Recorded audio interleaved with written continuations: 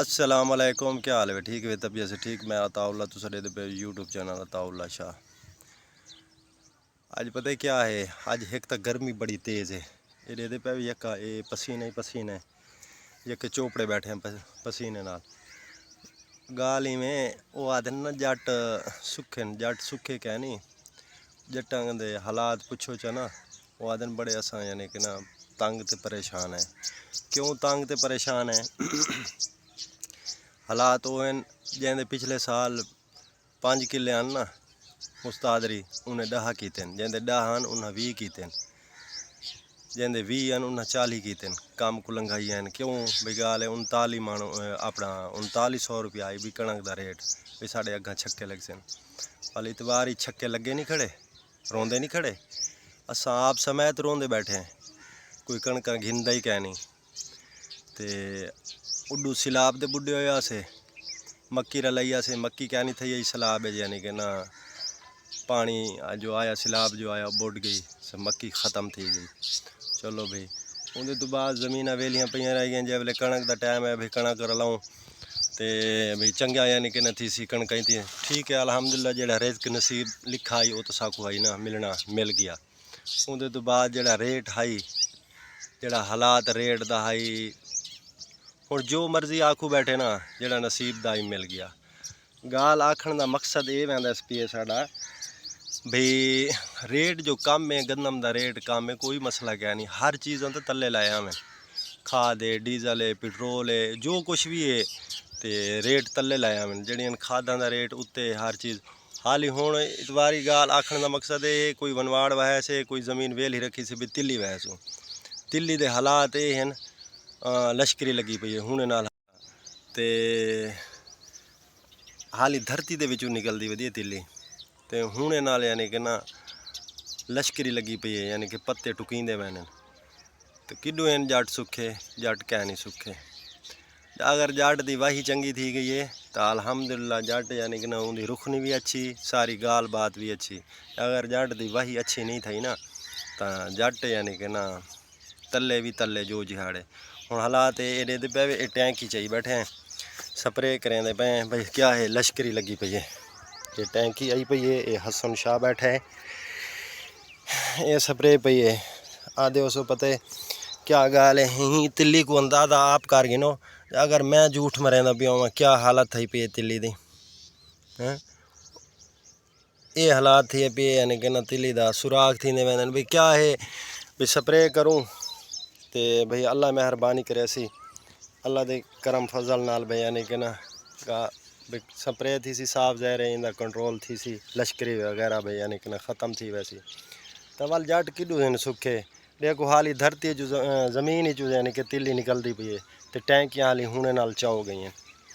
तो क्या करे वो जिमें आधन ना थी वो जट दे बन्ने ते कोई जट पुज वजे ना घाह दा थब्बा भी लवण वास्ते, तो जट क्या काम करे सी जा अगर है खुशहाल तो अव को घाह दा थब्बा देसी जा खुशहाल कह नहीं अंदरों बाहर क्या ना निकल सके सी क्या नहीं बैठा वनो।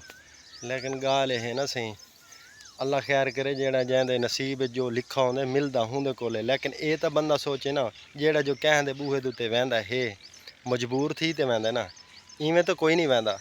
लेकिन अल्लाह पाक हर कहंदे यानी कि ना दिल दी आसां पूरियां थी होनियां चाहिए, खाली कह को नहीं बुलावना चाहिए। जो कुछ है ना रल मिल ते खावना चाहिए। इंदे च ये नहीं भी मेरे कोल है तो मैं आख ना सही मैं कह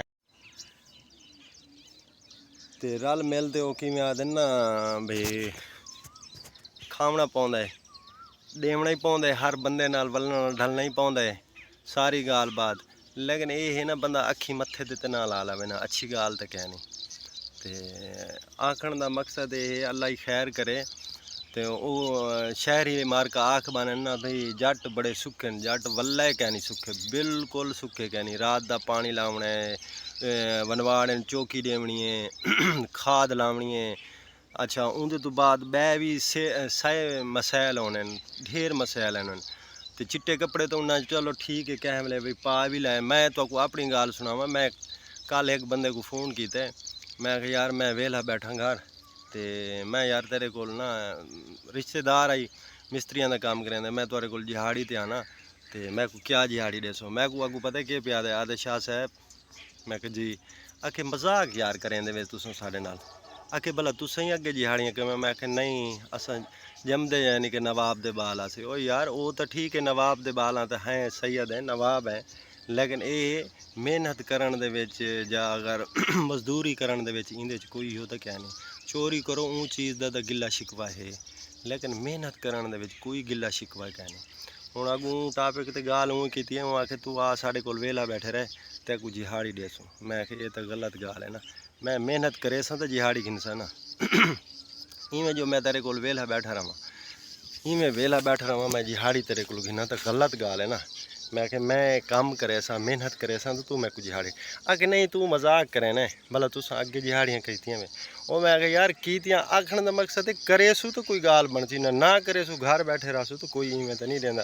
वही दे आसरे तो वही तो पिछली डे बैठे आसे, काम तो चलावना है, खावना तो है नहीं खावना। अल्हम्दुलिल्लाह स्प्रे तिल्ली तो मुकम्मल थी गई, पैनल थी गई ते पेट्रोल मुक गए। पेट्रोल है थोड़ा असा के गुजारा मुजारा थी वैसे ते हसन को भेजे से दुकान ते वहीं ते भी पेट्रोल लाया ते बाकी जना ना कोई घार आना पी ते घाह ते वाल स्प्रे करे ने। मैं यार हिक लेंगी घाह उत्ते स्प्रे कर गए ना, क्यों घाह को पानी लाया से को भी कीड़ी लगी पई है ते पे ये घाह पी टैंकी तो हाली फिलहाल उड़े पर रहे घाह च पई है। वो थंबे तो परले पासे को पई है, थंबे दे ऑर्डर पई है। मैं चलो पेट्रोल घेन ते आ वने ना, पेट्रोल घेन ते आ वने वाल बे जड़े ना फाइनल थी वैसी। चलो भाई इंदे ते तिल्ली दी थी गई ते घाह ते भी थी वैसी। लोई को कीड़ी शीड़ी लगी पई है ना, घाह ले भी कम यानी कि ना बेहतरीन इंदे ते फाइनल थी वैसी। घाह भी चंगा थी आ वैसी ते मरचा को यार उनको भी कीड़ा वगैरह आधन लगा पे ना मरचा को भी इन्हों ते भी स्प्रे अल्हम्दुलिल्लाह कर गिनसूँ। ये माशाल्लाह भिंडी भी चकी लगी पई है ते मरचा भी माशाल्लाह फल छल तो मरचा को भी चंगा लगा पी है। बेहतरीन है यानी कि ना गाल घर दा यानी कि ना आपदा तो गुजारा मुजारा थींदा है। हसन काफ़ी टाइम लगी है हाल ही नहीं आया, पता नहीं क्या गाल है। कीते ते मैं फिर आके बाहरों बंदा है कोई कहना, मैं कमाल है भाई तू चंगा चलो चल उड़े धोपे घेनते यानी कि ना धोपे तंग कर देते। चलो पा थोड़ा पेट्रोल पावे ज़्यादा 2 टैंकियाँ बस लाग वजन ते वाल जाने ना। विवर देखो ना आधे वे जट सुखन किडू सुखन, एक मिनट खड़ जट सुखन किडू सुखन।